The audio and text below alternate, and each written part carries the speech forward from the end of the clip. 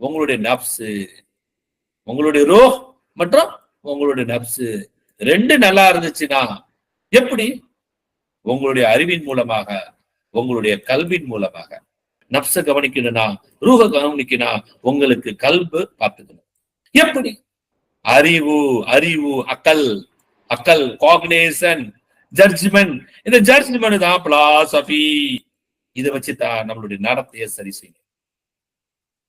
சுலூக், அதுதான் Islamic psychology.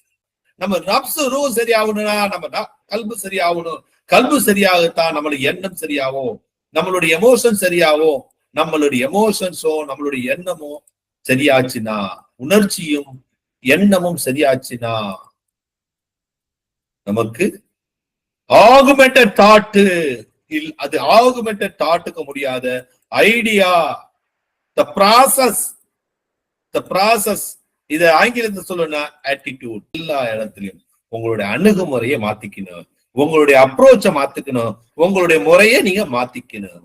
மாற்றி அமைத்தால் எல்லாம் சரியாகும். இந்த இடத்துல அப்படியே செக்மெண்ட் பண்றோம். என்ன சரியாயிடுச்சுன்னா அப்படின்னு சொல்லிட்டு எண்ணத்துக்கு மேல நம்ம விட்டுறோம். என்ன சரியாக்குறது என்ன செய்யணும், உணர்ச்சி சரியாக்குறதுக்கு என்ன செய்யணும் பாருங்க. கடைசிக்கு முன்னாலதான் எண்ணம் உணர்ச்சி வருது. ஆனா அதுக்கு முன்னால வர்றது உங்களுடைய ஆன்மீக பயிற்சி, உங்களுடைய நப்சுடைய பயிற்சி. அதுக்குத்தான் அடிப்படை வகதானியத்து. வகதானியத்துக்குள்ள நீங்க வந்துட்டா போதும், எல்லாம் அடுத்தது உங்களுடைய நப்சுடைய வளர்ச்சி ஈஸியா இருக்கும், உங்களுடைய ரூஹுடைய வளர்ச்சி ஈஸியா இருக்கும். உங்களுடைய நப்சுடைய வளர்ச்சி ஈஸியா இருந்துச்சுன்னா உங்களுடைய கல்வி நல்லா இருக்கும். இதுக்குன்னு சொல்லிட்டு அக்களுக்கு இன்டெலெக்டுக்கு போய் நிறைய படிச்சுட்டு இருக்க தேவையில்லை, நிறைய புத்தகத்தை பார்க்க தேவையில்லை. எல்லாம் ஆட்டோமேட்டிக்கா நடக்கும். அப்ரோச்சஸ் தான். அதுதான் இஸ்லாமிக் சைக்காலஜி.